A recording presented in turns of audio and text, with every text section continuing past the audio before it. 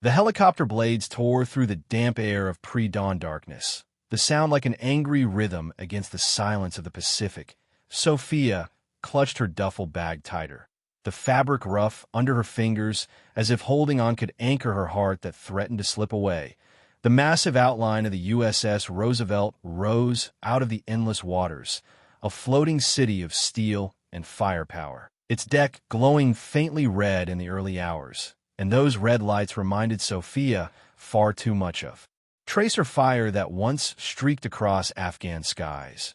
She swallowed hard and counted each breath the way a therapist had once guided her to do, but the weight in her bag seemed to multiply with each moment, for buried beneath spare uniforms and necessities lay a small wooden box, and inside that box rested pieces of her soul she could not bear to face.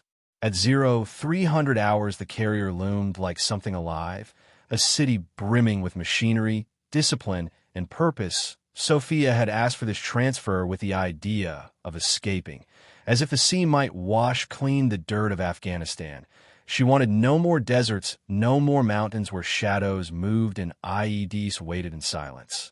On a carrier, she would only load ordnance, handle bombs and missiles far from the dirt and blood where those weapons were used.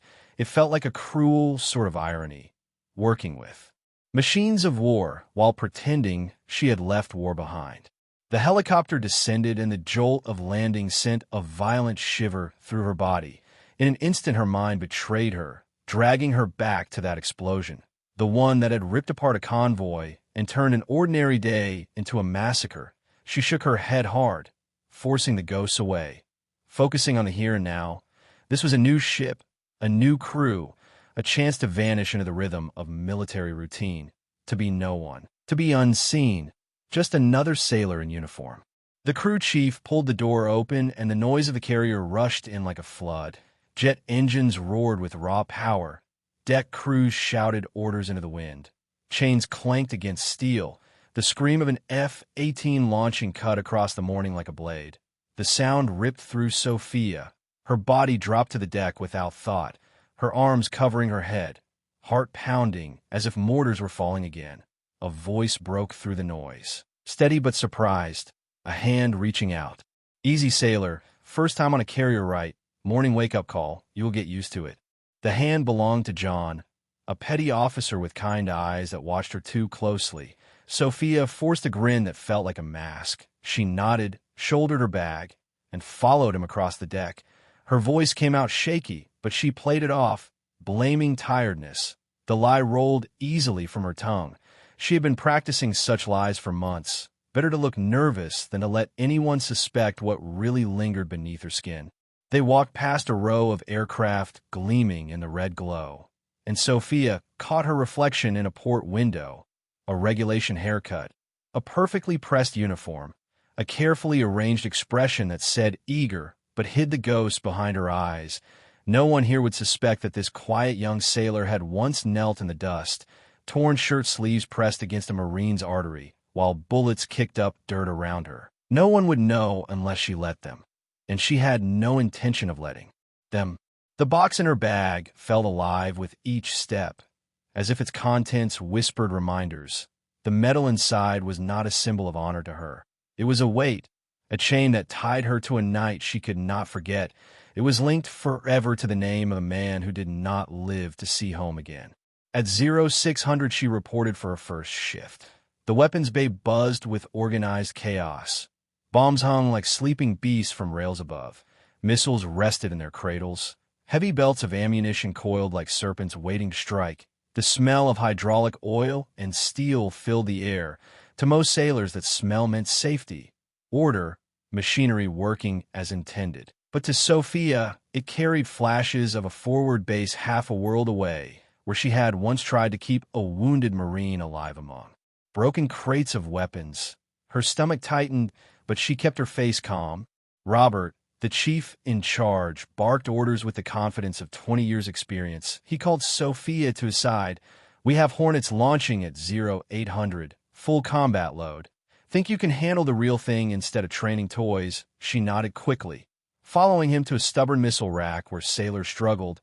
Hydraulic systems fought against their efforts. Minutes bled away. And everyone knew that in the Navy minutes mattered. A delayed launch here could mean a delayed strike far away, and that could mean men and women not coming home. One sailor cursed under his breath, sweat running into his eyes. The system dropped pressure again and again. Sophia watched, her instincts pulling her forward. The problem was familiar. It reminded her of broken lines on Humvees that she had once repaired under fire. Without thinking, she pressed her hand against a certain section of a line, feeling the faint vibration that gave it away. "It is not the pump," she said softly. "The secondary feed has a hairline crack. Looks fine until pressure builds. Then it opens. That is why it fails under load." Robert stared at her, brow furrowed. How could you know that from looking? Sophia's mind raced. She could not explain what she had really lived, so she shrugged and gave the safe answer. "Good training, Chief. Plus, I like mechanical stuff." Her hands worked quickly, calm and precise. She isolated the damaged line, rerouted flow, and within minutes the system held. The missile locked into place. The deck crew cheered, whistled, slapped her back. But Sophia hardly heard them. She was somewhere else, remembering another repair, another day, and a Marine who had smiled at her before dying only hours later. Robert eyed her again, suspicion mixing with respect. "Where did you really learn that?" he asked. Sophia met his gaze with carefully rehearsed calm. "Like I said, good training." 3 weeks passed in the rhythm of carrier life. Day after day, Sophia tried to convince herself she was safe. The constant hum of machinery wrapped around her like armor. She joined Michael and John for meals, laughed at bad coffee and shipboard jokes. She tried to live in the ordinary. Yet every night she returned to the box in her locker, the box that pulsed with memory, the medal, the folded flag, the dog tags that never quite lost their stains. They waited for her like unanswered questions, and she could not yet find the courage to face them. The weeks stretched on in a rhythm that felt almost mechanical. The ship was alive with constant motion, a machine that never slept, and Sophia found herself swallowed into its endless cycle. The clang of tools, the hiss of hydraulics, the roars of jets taking flight. Each became part of her heartbeat. She welcomed the routine. It was predictable, controllable, a rhythm that left little room for memories to slip through. By day, she loaded missiles with practiced care, checked circuits, tightened bolts, each motion a ritual that demanded precision. By night, she returned to her narrow bunk where the wooden box remained hidden beneath neatly folded uniforms. She rarely touched it, but she always knew it was there, whispering its reminders into the silence. When the ship rocked gently on the ocean, she sometimes imagined the box shifting as if restless, as if calling her name. Michael often joined her during the late shifts. He was younger, still carrying the air of someone who had never seen combat.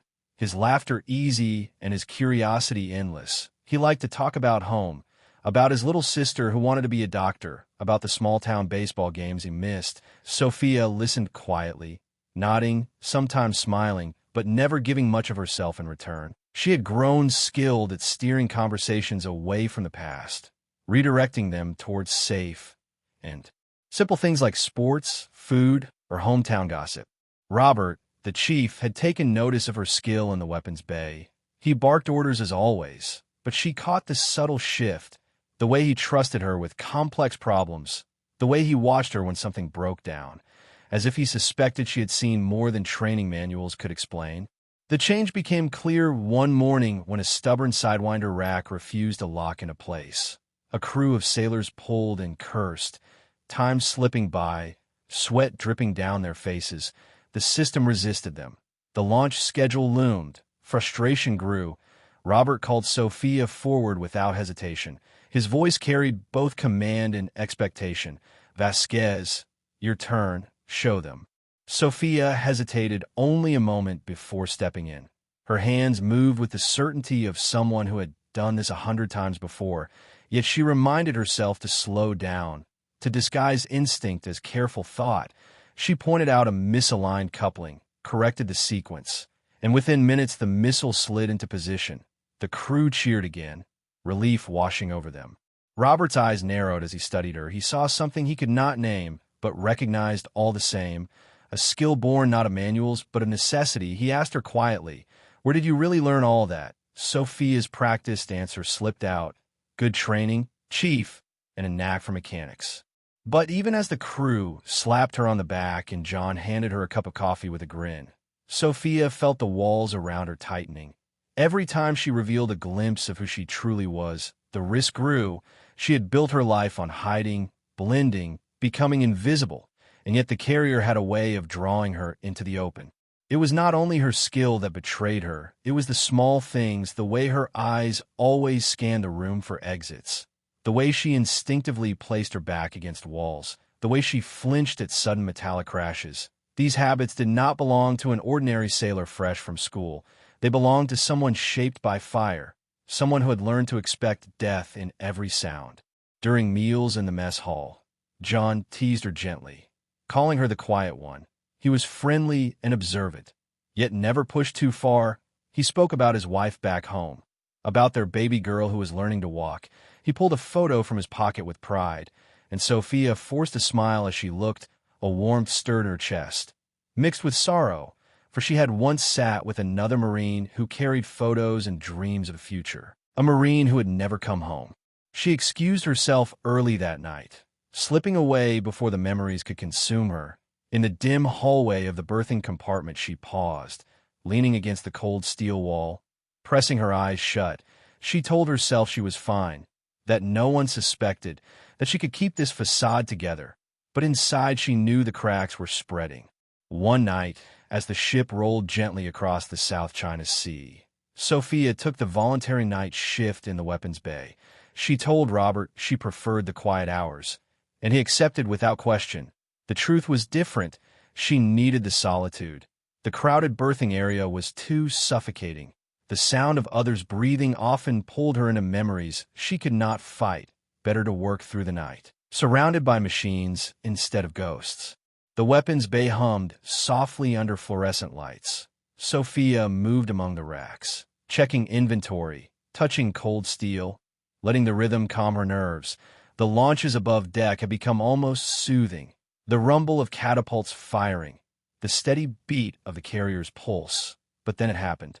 A Hornet on Catapult 3 gave off a strange, irregular whistle as it launched. The sound cut through the night air in a way that pierced her like a blade. To most sailors it was nothing, just another launch. But to Sophia, it was the cry of mortars screaming toward a convoy.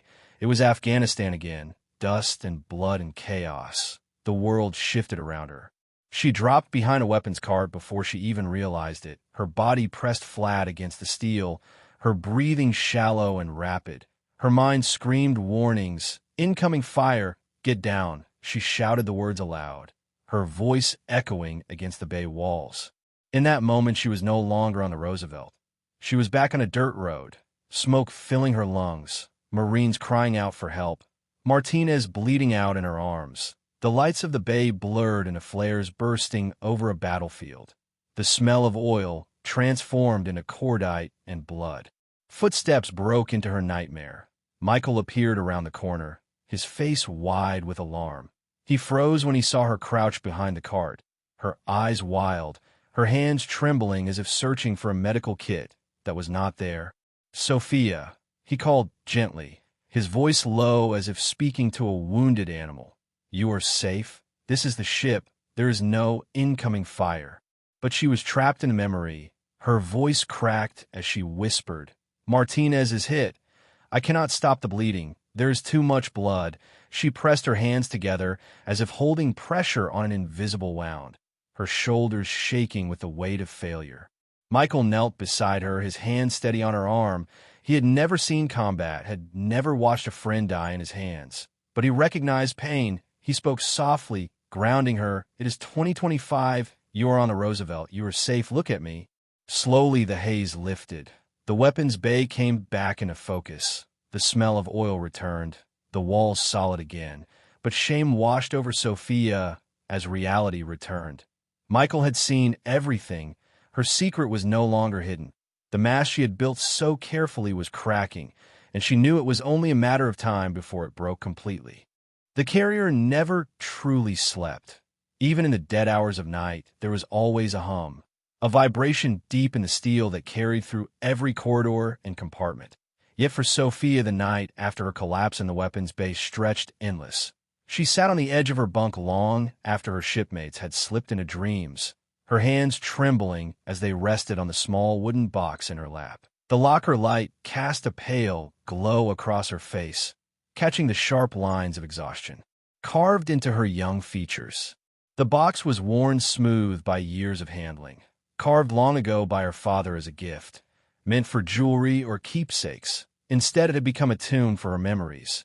Inside lay the silver star she had never worn, a folded flag heavy with silence, and dog tags stained with blood that no amount of scrubbing could erase. She lifted the tags, letting them rest against her palm, the cold metal warmed by her skin. The letters pressed into steel seemed to glow in the faint light. Martinez Carlos J. Only 22 years old, the same age she was now. She remembered his grin, the way he polished a cheap ring every night with a pride that made it shine brighter than any diamond.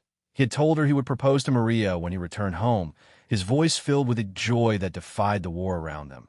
Sophia had been the one to call Maria later, her voice breaking as she spoke words no one should ever have to say. Carlos would not be coming home. The box felt heavier with each breath. She closed it and slid it back into the locker, burying it beneath uniforms once more, but the memories refused to be buried. They clung to her chest like chains. A soft knock startled her, the thin metal of the locker door rattling under the touch. Michael stood outside, hair disheveled, holding 2 steaming cups from the mess. His eyes carried concern but no questions. He sat beside her quietly, handing her 1 cup. The bitter navy coffee burned her tongue, but steadied her shaking hands. Michael glanced at the locker where she had hidden the box. Then back at her face, he said nothing. He did not need to. The silence between them spoke louder than words. In the following days, Sophia kept her head down, burying herself in work. But the crew had begun to notice. Whispers carried quietly through the ship. Not cruel gossip, but an undercurrent of respect. People saw the way she worked, the way she carried herself, the way her instincts seemed sharper than training alone could explain. Robert observed the change as well. His weapons bay had always run efficiently. But since Sophia joined, the precision had sharpened. Mistakes were caught faster. Problems solved quicker. Even the younger sailors looked to her for guidance. But Sophia felt the walls closing in. She could not remain invisible forever. The ship was too small, the eyes around her too sharp. Her fears became reality one morning when the ship's announcement system crackled with words that carried weight across every deck.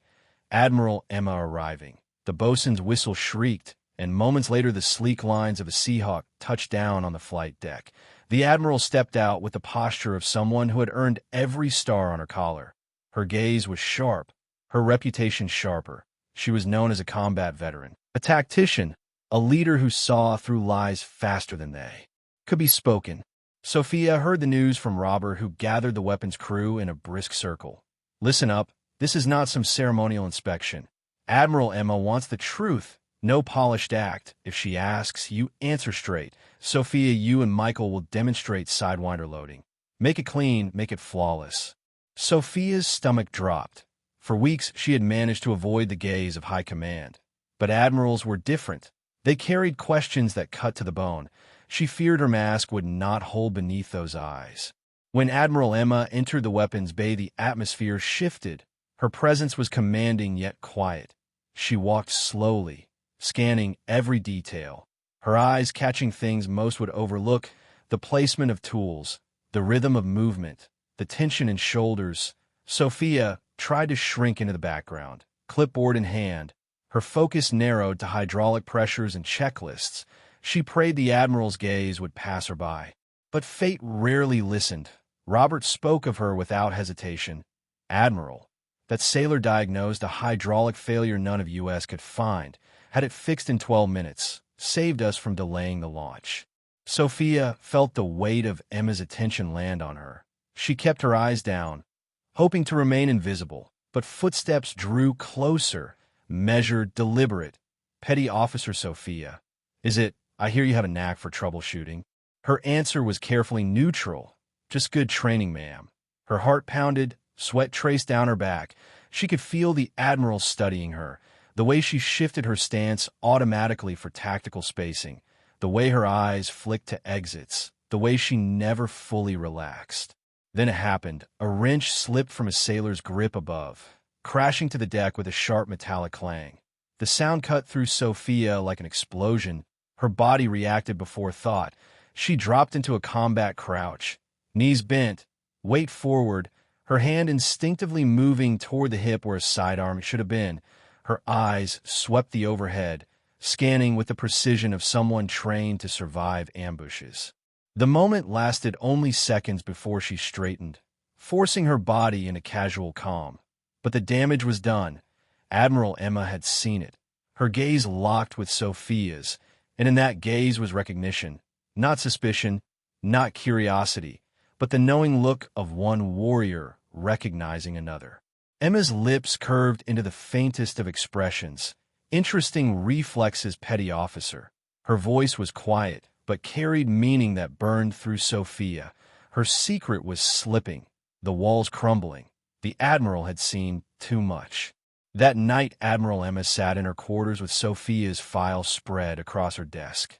The official words painted a picture of mediocrity. Training records neat and unremarkable. Service history too tidy. Evaluations bland. But the redacted lines told another story. Entire months missing. Records blacked out. Medical entries with unexplained gaps. Emma picked up her secure phone. Dialing an old number, the voice of Robert Harrison answered. An old comrade now buried in intelligence work. She asked him to run the name quietly. Sophia, Navy Logistics. He hesitated, typed, and when he spoke again, his voice carried weight. You found a ghost. She was a combat medic with the Marines in Afghanistan, caught in an ambush near Kandahar, pinned down for hours. She saved 3 lives, but lost her closest friend in her arms. She received the Silver Star, but never wore it. Disappeared into logistics. Emma leaned back, the truth unfolding. The young sailor in her weapons bay was no ordinary recruit. She was a survivor hiding from her own legend, hiding from wounds that no one could see. Emma understood the burden well. She too had medals she once left in drawers. She too had ghosts that never let go.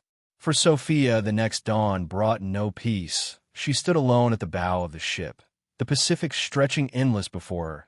The horizon glowed faintly with the rising sun, but inside she felt the same darkness. She heard footsteps approach and knew without turning who it would be. The Admiral had found her, and the moment she feared was here. The morning light touched the steel skin of the carrier with a pale glow. The ocean stretched endless and restless, waves breaking in quiet rhythm as the Roosevelt cut through them with the strength of a giant. Sophia stood at the bow, her hands gripping the cold rail, her eyes fixed on the horizon as if it could answer the questions that tormented her nights. Her posture was straight, military perfect, but inside her body trembled. She sensed the presence before she heard the steps, the measured pace of someone who walked with authority but not arrogance. Admiral Emma came to stand beside her, her hands also resting on the rail, her gaze reaching out to the edge of the world. For a long moment neither spoke. Only the sound of waves and distant engines filled the air. A beautiful morning, Emma said softly, her tone stripped of command, more like one survivor speaking to another. When I could not sleep, I used to come up here. Something about the horizon makes the weight feel lighter. Sophia kept her eyes forward, her knuckles white against the rail. She knew the Admiral had uncovered the truth. She had been waiting for this moment since the wrench fell in the weapons bay, rehearsing lies that now felt hollow and useless. Emma's voice cut through the silence. I know who you are, petty officer, or should I say Doc? That was what they called you, was it not, Doc? The one who fixed arteries under fire and repaired machines in the dirt. The medic who saved 3 and still believes she failed. Sophia's breath caught in her throat. Her voice faltered. I am just a sailor, ma'am. Just logistics, just... No. Emma interrupted with gentle firmness. You are a Silver Star recipient. You ran through fire 6 times during an ambush outside Kandahar. You carried men who should have died. You stitched them together in the dust while mortars fell, and you held Carlos Martinez as he slipped away. The name cracked something inside Sophia. Her eyes burned with tears she refused to shed. The Admiral's words were not accusations. They were truths spoken aloud, truths Sophia had buried.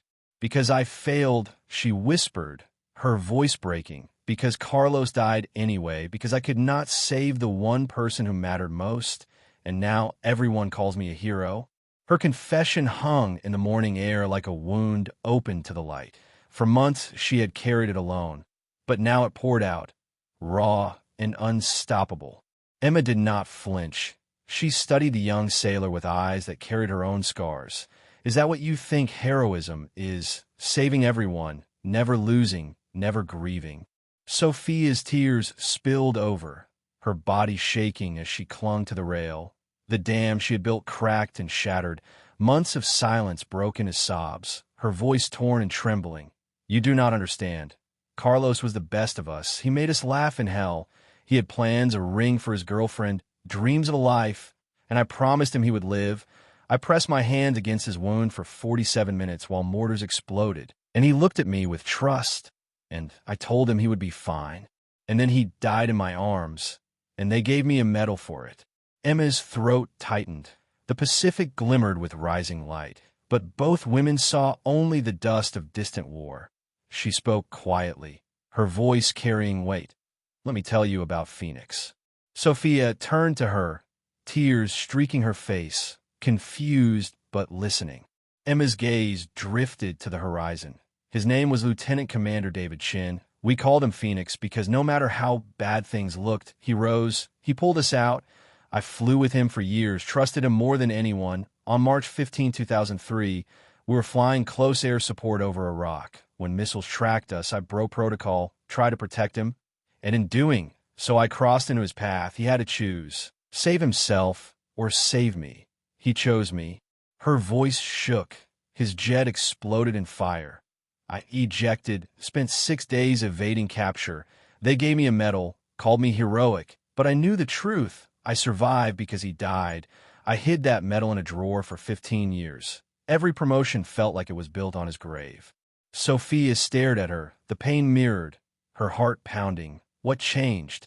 Emma's lips curved into something between sorrow and strength. "His wife found me years later. She told me Phoenix had said that if anything happened, he wanted me to keep flying, to keep leading, that the worst thing would be if I gave up.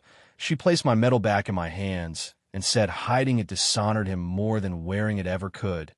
Since that day, I have worn it every time, not because I'm proud of how I got it, but because I will not let his sacrifice fade into silence." Sophia gripped the rail harder. The waves crashing below seemed to echo her heartbeat. She saw Carlos's face in every shadow, heard his laugh in the wind. For the first time she understood that maybe the medal in her box was not a curse, but a reminder. Emma turned to her, her voice steady but compassionate. "You cannot carry his death as failure. You must carry his life as purpose. You survive because you still have work to do. There are others who need what you know, others who may live because of what you carry." Sophia trembled, the truth heavy but undeniable. For so long she had believed that wearing the medal would be betrayal. Now she began to see that hiding it was the betrayal. The two women stood together as the sun broke fully across the horizon, the sea ablaze with crimson and gold. The light caught Sophia's tears, turning them into sparks against her skin. Admiral Emma said nothing more. She did not need to. The silence between them was no longer suffocating. It was healing. For Sophia, the war was not over. But for the first time since that terrible day, she felt that maybe she was no longer fighting it alone. The ship's chapel had been prepared with care, its usual quiet space for prayer and reflection now filled with sailors in dress blues. Rows upon rows of faces turned forward, the hum of anticipation running through the air. Sophia stood alone in the small room beside it, staring into a mirror that showed a face she had struggled to recognize. She held the silver star in her hands, its sharp points catching the light, the ribbon trembling as her fingers shook. For months the medal had been nothing but a weight in her locker, a burden she could not lift. But now she was expected to pin it to her chest and step into the gaze of 200 shipmates. She tried once, fumbling with the clasp. Her hands froze, her throat tightened. The medal slipped, Clattering softly against the sink, she pressed her palms to the counter, breathing fast. The door opened gently. Michael entered carrying the steady calm of someone who knew she was breaking but refused to let her fall alone. Behind him came John and Robert, then a handful of others from the weapons bay. Their presence quiet but firm. They said nothing at first, their silence an offering of strength. Finally, Michael spoke softly. "We are here. You do not have to carry this alone." Sophia's eyes burned as she lifted the metal again. Her voice broke into a whisper. "Carlos always told me I took everything too seriously. He would laugh and say I needed to learn to let go of what I could not control." Her gaze dropped to the metal, heavy in her palm. Maybe he was right, maybe it is time. Robert stepped forward, his voice rough but steady. "Then let it mean what it should mean, not failure, not guilt, but courage, not yours alone, but his too." Sophia closed her eyes, breathing deep. She pinned the metal to her uniform with hands that no longer trembled, feeling its weight press against her chest, but instead of chains it felt like a promise. The chapel hushed as she entered, Admiral Emma walking beside her. Every face turned toward her, not with judgment, but with respect. These were sailors who had worked beside her, who had seen her skill, her discipline, her humanity. They did not see a fraud. They saw a comrade. Emma spoke first, her voice clear and strong. "Today, we gathered not to glorify war, but to honor the courage that emerges within it.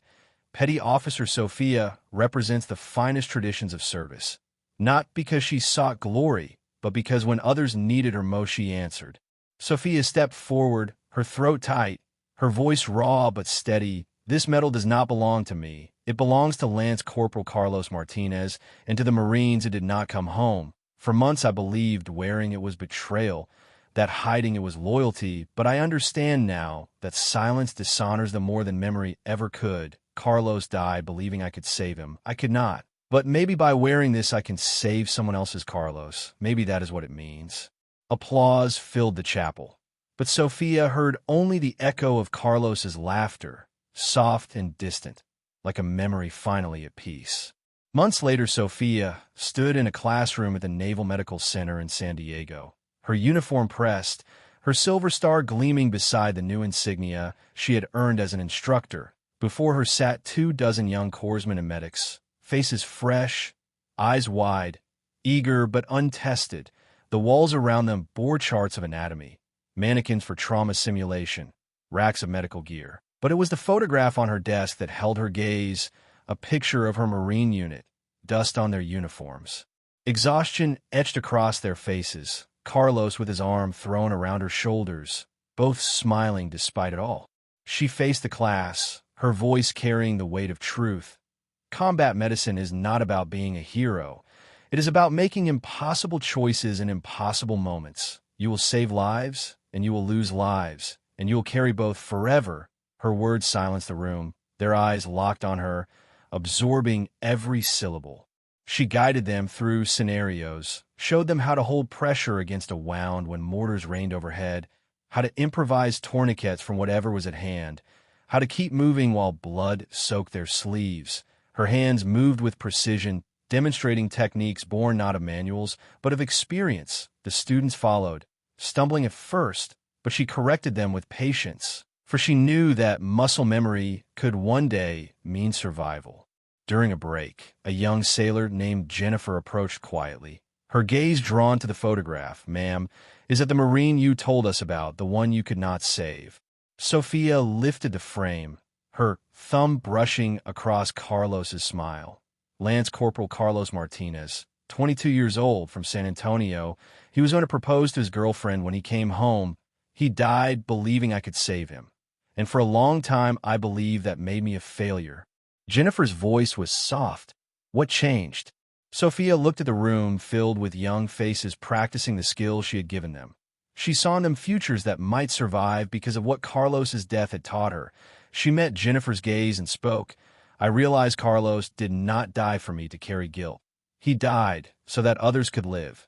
Every time one of you save a life with what I have taught you, his sacrifice lives on." That evening, in her small apartment near the base, Sophia opened the wooden box once more. The metal rested inside. no longer a curse. Beside it lay the folded flag and the dog tags, the stains still visible, but no longer accusations. She placed the photograph of Carlos alongside them, her fingers tracing his smile. The box no longer felt like a prison. It felt like a shrine, not to death, but to purpose. She closed it gently, setting it on the shelf where the light of evening touched it. For the first time, she did not feel the weight of chains. She felt the strength of memory carried forward. Sophia had learned the difference between surviving and living, between guilt and purpose. She had found peace not by forgetting, but by carrying. And in carrying, she had become more than she ever thought she could. She had become the bridge between the ghosts of the past and the lives of the future. And as she drifted to sleep that night, she dreamed not of explosions and blood, but of laughter, of Carlos's voice echoing soft and proud, reminding her that she had finally kept the promise.